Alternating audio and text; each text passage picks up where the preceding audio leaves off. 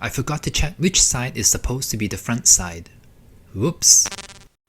Hello, this is Ken. I like making things. I love finding affordable ways to DIY a variety of things. Money can't buy everything, except maybe figures.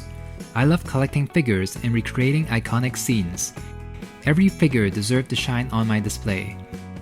So every week I ask myself the same question, and answer it by creating something I'm proud of. Join my weekly adventure by subscribing to my channel. Leave your feedback and suggestions down below. I often get inspired by your comments, and I hope I can inspire you too. Last time, I fixed Vulture from Spider-Man Homecoming. I'm quite satisfied with the result. Check that video out if you haven't already. And today, I'm gonna fix another MCU Spider-Man villain, the Mysterio. This figure is pretty cool. I really like the design of this figure. It's not easy translating such a goofy comic design into live action. There are so much molded details on this figure, but the fishbowl is a bit underwhelming though. Let's deconstruct this figure. First, the overall colors of these figures are pretty dull. I know the suit isn't that vibrant in the movie either, but I think that makes the figure look a bit uninteresting. The green on the suit is quite muted. I don't think it needs to be super saturated, but I think a cooler green with a hint of blue would make it a bit more screen accurate. The gold on the figure is also very inconsistent. His torso has a green tint to it, his forearms looks like bricks, and the boots have this lightweight unpainted feel to them. So I want to paint over the golden armor so the colors are consistent. And finally, the fishbowl. This purple is giving me Bath & Body Works vibe. I can almost smell it. It was a good attempt, but I think a bluer fishbowl will look better. It will also stand out from the rest of the figure too. That's my analysis. It doesn't mean this figure isn't great. I just wanted to make it even better. So, can I make it? Let's start with the green. I'm mixing myself a cooler green color. I want it to be more of a turquoise green. So let's see. Let me test it on a spot that won't be visible. It's a bit too bright. Because the rest of this armor is gold, the green should be darker so the gold can pop more. So I'm gonna mix in a bit more blue. Let's see now. Okay, that looks better. I'm now gonna apply this color all over the figure. One thing about acrylic paint is that it generally dries slightly darker, so it may look too light now, but it should be fine once it's dried. Look at the difference in color between the painted legs and the arms. I definitely like the bluer green more. I also used the color blue as shading to add more dimension to the figure. Next, I applied some gold paint onto the little diamond studs on his arms and legs. This is a very minor detail, but I think this will bring the whole suit together and not make the suit look too segmented. Now, to add that spandex texture onto the suit, I'm going to apply a very thin wash of varnish over it. This will make the suit look a bit glossier. It will also act as a protective layer, especially at the joints, making it a bit easier to pose. Next, I noticed that there are molded details on the gloves, so I'm going to add some gold paint onto the back of the hand and onto the knuckles. I really like the way the hands are molded. They are very expressive and detailed. Okay, now it's time to fix the golden armor. Gotta fix his torso first. I really don't like the greenish gold on his body. Reminds me of cheap gold. But it's Mysterio. He's only gonna use good quality material. The forearm pieces are not reflective at all. Gotta paint over them with the gold paint too.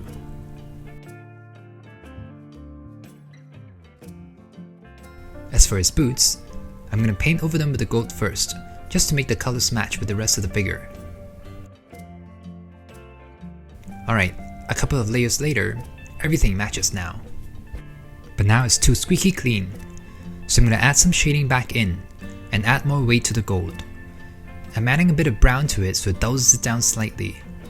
It also makes the gold more realistic and weighted too. It's not easy making gold look and feel right. If it's not reflective at all, then it doesn't feel metallic. If it's too shiny, then it looks fake. When we see gold, we can subconsciously feel its weight. So we can always tell when it's fake gold or gold plastic. So this step's kinda important. Gotta apply enough weathering effect so it looks right while maintaining its shine. But not add too much where it just turns brown. I don't want the boots to be all gold, that looks weird. Like a lot of other figures, I don't like it when the shoes are too clean, so I'm gonna make it a bit dirtier looking.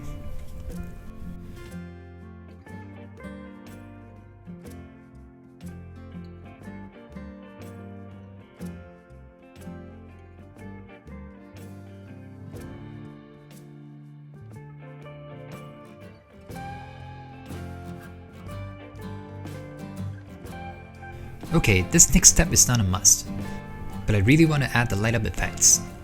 Light up effects are very tricky to do because it's very hard to make them look convincing, but I want to add in more details that aren't just gold or green. This figure needs more colors. So first, I'm going to paint white over the light up areas first. This will give me a clean base to work off of, and painted lights will look brighter too.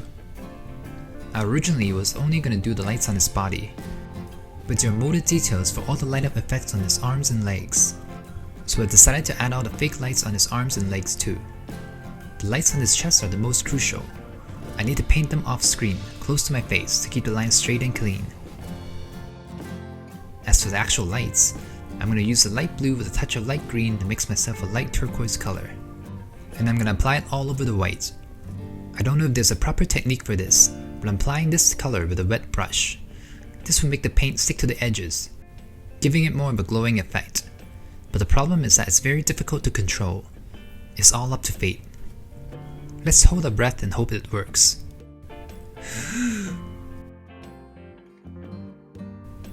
Okay, that worked out fine. Phew. Now for his cape. I like the way it is. I'm only going to add a bit of shading to make it slightly darker.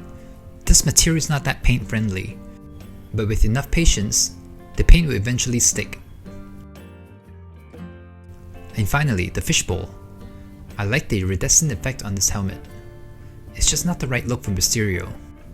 It's supposed to look like there's gas inside of the glass dome. So first, I'm going to use a soft brush and apply light blue over it. I'm going to swirl my brush in circular motion to imitate a cloudy, gassy effect. I'm not trying to blend the colors into one. The cloudier it looks, the better. I just want it to look more blue than purple. I'm adding a bit of purple back to enhance the gassy look of the helmet. And to finish it off, I'm applying a few coats of varnish over the helmet to make it look more reflective and glass-like again. Now because the helmet is dome-shaped, I gotta make sure the varnish is evenly applied onto the surface. The problem is that gravity is working against me.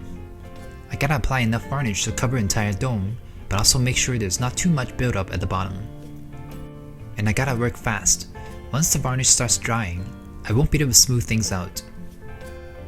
Alright, here's the fishbowl all finished. I love how glossy it looks. Now it doesn't look exactly like there's gas inside the helmet, but it looks way better than the original helmet. It just feels more solid now. Okay, let's put the head back on. Ta-da! Here's the finished Mysterio. Now the helmet stands out from the figure due to it being a different color. The light up effects also draw your eyes towards his head too. I'm also very satisfied with how the gold armor turned out. They're much more realistic looking, and the colors are consistent.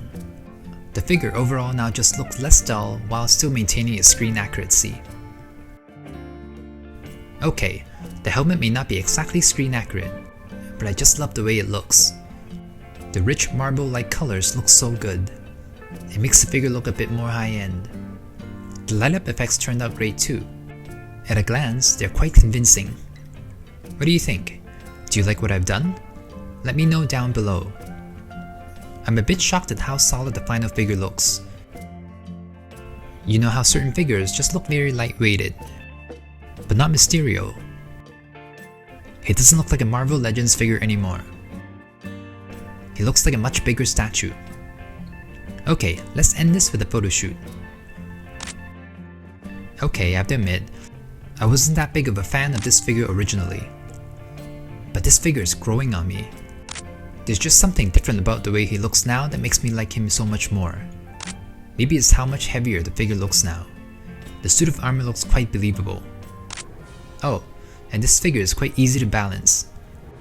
There aren't that many dynamic poses to do, but I had a lot of fun just putting him in weird poses. His helmet makes it a lot easier to pull off these odd poses too. You can't tell if he's being serious or goofy at all. Give this video a like if you enjoyed the makeover. And make sure you're subscribed, because I still have a few more Spider-Man related videos planned. Check out my other Marvel Legends videos if you haven't already. Stay inspired and I'll see you soon. I can make it, so can you.